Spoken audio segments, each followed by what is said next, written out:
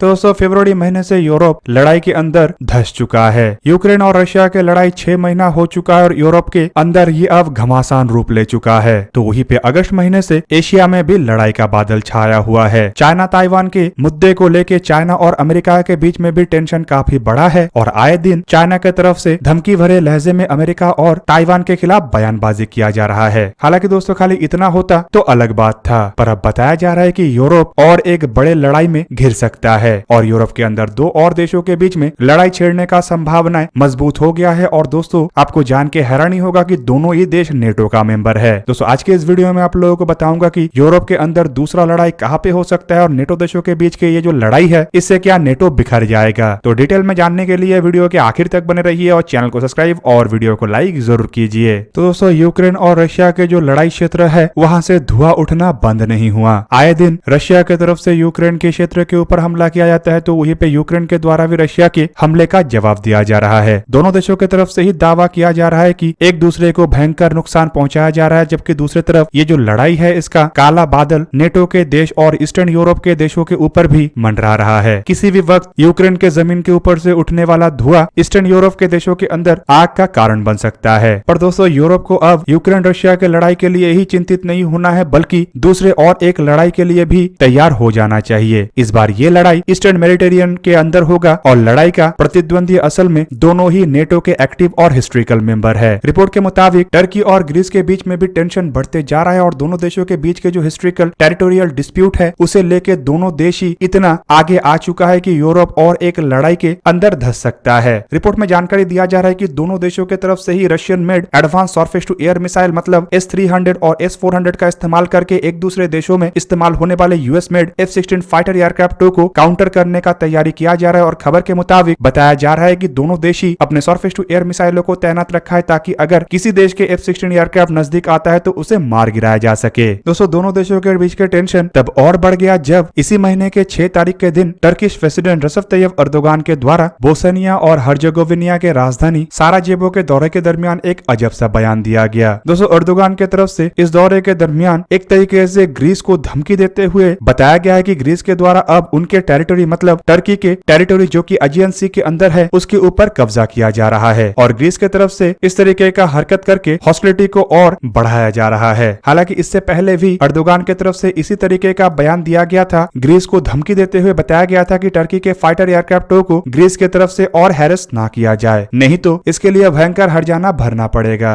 और दोस्तों इस दोनों ही बयान को उकसावेपूर्ण बयान या फिर कहे तो धमकी भी माना जा सकता है। हालांकि दोस्तों ग्रीस और टर्की के अगर रिश्ते को देखा जाए तो दोनों के रिश्ते जितने तल्खपूर्ण है तो उतना ही महत्वपूर्ण संगठन का दोनों हिस्सा है। दोनों ही नेटो के एक एक्टिव मेंबर है और दोस्तों इन दोनों मेंबरों में कोई भी कम महत्वपूर्ण नहीं है। तो टर्की के प्रेसिडेंट अर्दोगान के तरफ से धमकी भरे लहजे में बात करने के बाद ग्रीस की तरफ से भी इसे लेके रिस्पॉन्स किया गया। ग्रीस की तरफ से तुरंत ही बयान देते हुए बताया गया कि टर्की के द्वारा यूक्रेन के जैसे ही लड़ाई छेड़ने का प्रयास किया जा रहा है और साथ ही साथ उनका ये भी कहना था कि टर्की के साइड की तरफ से अगर ऐसा कोई एक्शन किया जाता है मतलब कोई हमला किया जाता है तो ये नेटो के आर्टिकल 5 का वायलेशन होगा। और इसका सिंपल मतलब है कि टर्की के आर्मी के हमले के बाद नेटो के जो कलेक्टिव डिफेंस कॉज है उसे एक्टिव किया जा सकेगा। हालांकि दोस्तों दोनों ही देश नेटो का मेंबर है, इसका सिंपल मतलब ये भी है कि अगर ग्रीस की तरफ से भी टर्की के एयरक्राफ्टों के ऊपर निशाना लगा के मिसाइल दागा जाता है तब भी ये नेटो के आर्टिकल 5 का वायलेशन है। दोस्तों यहाँ पे नेटो के आर्टिकल 5 मतलब एक ऐसा लॉ है जिसके तहत अगर नेटो के किसी भी एक्टिव देश के ऊपर कोई अन्य देश की तरफ से हमला किया जाता है तो संपूर्ण नेटो की तरफ से एक डिफेंसिव मेजर लेके उस देश का मदद भी किया जाएगा और उस हमले का जवाब भी दिया जाएगा। पर अगर दोनों ही देश अगर नेटो का एक्टिव मेंबर हो तो इसमें नेटो किस तरीके से काम करेगा ये किसी भी आर्टिकल में मेंशन नहीं है। शायद नेटो के संगठन को जब बनाया गया था तब ये सोचा ही नहीं गया था कि इतने बड़े और महत्वपूर्ण संगठन जो कि सोवियत यूनियन के थ्रेट को एकत्रित रूप में काउंटर करने के लिए बनाया जा रहा हो अपने आप में ही आने वाले समय में लड़ाई लड़ सकता है। हालांकि दोस्तों अगर इन सभी चीजों के शुरुआत को देखा जाए तो ये अगस्त 23 के दिन शुरू हुआ था जब टर्की के डिफेंस मिनिस्ट्री की तरफ से एक बयान देते हुए बताया गया था कि टर्की के F-16 एयरक्राफ्ट जब एजियन सी के आइलैंड के ऊपर से उड़ान भर रहा था तब ग्रीस के एक S-300 surface to air missile ने इन एयरक्राफ्टों को रडार लॉक कर लिया था। टर्की की तरफ से इल्जाम लगाते हुए बताया गया था कि ये एजियन सी के ऊपर जो टर्की के टेरिटरी है उसके काफी नजदीक तैनात है। दोस्तों यहाँ पे आपके जानकारी के लिए बता दूं कि ओरिजिनली जो S-300 सिस्टम है ये ग्रीस की तरफ से रशिया से परचेज नहीं किया गया था बल्कि साइप्रस ने 1997 में रशिया से परचेज किया था और टर्की के हमले के वजह से साइप्रस के द्वारा इसे ग्रीस को हैंडओवर कर दिया गया। हालांकि दोस्तों 23 अगस्त के घटना से पहले तो दोनों देशों के बीच में एक तरीके के डिप्लोमेटिक वॉर भी छिड़ गया था, जब मई महीने में टर्की की तरफ से ग्रीस के प्रेसिडेंट के ऊपर इल्जाम लगाते हुए ये बताया गया था कि ग्रीस के प्रेसिडेंट अमेरिका में जाके टर्की के खिलाफ लॉबिंग कर रहे हैं और टर्की के ऊपर हथियारों के प्रतिबंध लगाने को लेकर अमेरिका को उकसा रहा है। दोस्तों दोनों देशों के अगर विवाद को देखा जाए तो ये लगभग एक सेंचुरी पुराना है। ये विवाद फर्स्ट वर्ल्ड वॉर के बाद ही शुरू हो गया था और एक तरीके से साल 1919 से साल 1922 तक चलने वाले टर्की ग्रीस के लड़ाई के बाद थम गया था। दोस्तों प्रथम विश्व युद्ध में ग्रीस के तरफ से टर्की के एजियन सी के अंदर बसे कुछ आइलैंडों के ऊपर कब्जा किया गया था और टर्की ग्रीस के इस लड़ाई के बाद टर्की की तरफ से कुछ आइलैंडों के ऊपर अपने कंट्रोल फिर से वापस लाया गया। और दोस्तों आपको जान के हैरानी होगा कि इसके बाद मिलियंस ऑफ लोग एक दूसरे देशों के साथ एक्सचेंज हुए जो अलग अलग मान्यता को मानते थे। हालांकि इस क्षेत्र में ग्रीस के अधिकतर आइलैंडों के ऊपर कंट्रोल होने के कारण एक्सक्लूसिव इकोनॉमिक जोन के मामले में ग्रीस को अधिक बेनिफिट है और इसे लेकर ही टर्की का चिढ़ है और टर्की इस एक्सक्लूसिव इकोनॉमिक जोन के अंदर अपना ऑयल और मिनरल्स का एक्सप्लोरेशन को बरकरार रखना चाहता है। ग्रीस के कमजोरी को देखते हुए टर्की लगातार इस क्षेत्र के अंदर अपने जहाजों को भेजता है और इसे काउंटर करने के लिए ग्रीस की तरफ से अपने एयरक्राफ्टों को डिप्लॉय किया जाता है। हालांकि दोस्तों ये झड़प पिछले 100 साल में कभी कम नहीं हुआ और दोनों देशों के बीच में लगातार कभी न कभी उफान लेता रहा, लेकिन इस बार ये झड़प एक संपूर्ण लड़ाई का रूप ले सकता है क्योंकि दोनों ही देश काफी अधिक एग्रेसिव हुआ है और दोनों ही देश एक दूसरे के खिलाफ हथियारों का डिप्लॉयमेंट कर रहा है। दोस्तों दोनों देशों के अगर एयरफोर्स के बेड़े को देखा जाए तो दोनों देश ही F-16 एयरक्राफ्टों से लैस है। टर्की जहां पे अमेरिका के बाद दूसरा सबसे बड़ा F-16 एयरक्राफ्टों के इस्तेमाल करता देश है जिसके पास करीबन 245 F-16CD एयरक्राफ्ट है, तो वहीं पे ग्रीस के पास भी कम संख्या में F-16 नहीं है बल्कि ग्रीस के पास करीब करीब 150 F-16CD एयरक्राफ्ट है। हालांकि इसके अलावा ग्रीस के पास यूरोप के बने हुए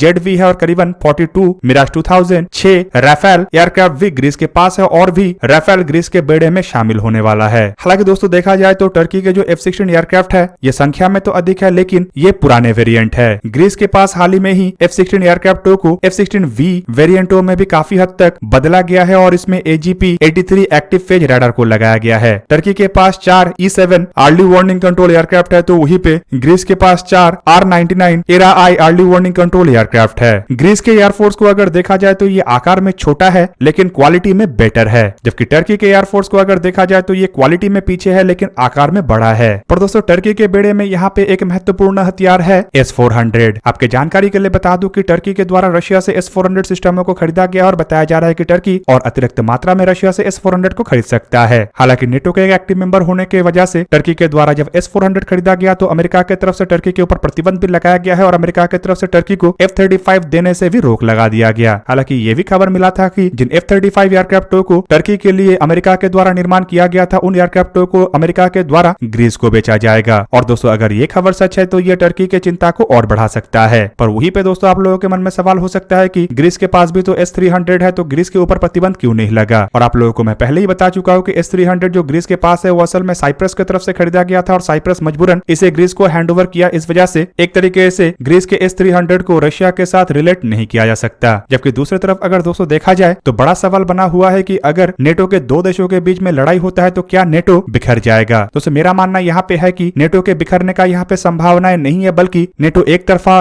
ग्रीस के समर्थन में आ सकता है। दोस्तों ग्रीस एक यूरोप का देश होने के साथ साथ यूरोपियन यूनियन का भी हिस्सा है और नेटो के अगर एक्टिव मेंबरों को देखा जाए तो इसमें अधिकतम देश यूरोप के ही है। इस वजह से मेरा मानना यह है कि अगर ग्रीस और टर्की के बीच में कोई लड़ाई होता है तो ये अधिकतम देश ग्रीस के ही समर्थन में आएगा। और हाल फिलहाल के एर्दोगान के हरकतों को देखते हुए नेटो के कई सारे देश और यूरोप के देश एक तरीके से टर्की के ऊपर नाराज भी है। ऊपर से अमेरिका भी टर्की को लेकर ज्यादा खुश नहीं हो रहा। ऐसे में अगर ग्रीस और टर्की के बीच में लड़ाई होता है तो एक तरफा नेटो के देश ग्रीस के ही पक्ष में आ जाएगा। इवन इसके अलावा ग्रीस को अन्य कई सारे देशों से समर्थन मिलेगा। जबकि दूसरी तरफ देखा जाए तो टर्की का ब्लॉक अब संपूर्ण रूप से अलग हो चुका है और टर्की को पाकिस्तान और रशिया से समर्थन मिल सकता है, जबकि मिडिल ईस्ट के देशों से भी टर्की को समर्थन मिलने का संभावनाएं ना के बराबर है। तो दोस्तों ये था आज का वीडियो। अगर आपको वीडियो अच्छा लगा तो लाइक कीजिए और मेरे चैनल को सब्सक्राइब कीजिए और साथ में बना हुआ बेल आइकन को भी प्रेस कर दीजिए ताकि आप मेरा वीडियो देख पाए सबसे पहले। जय हिंद।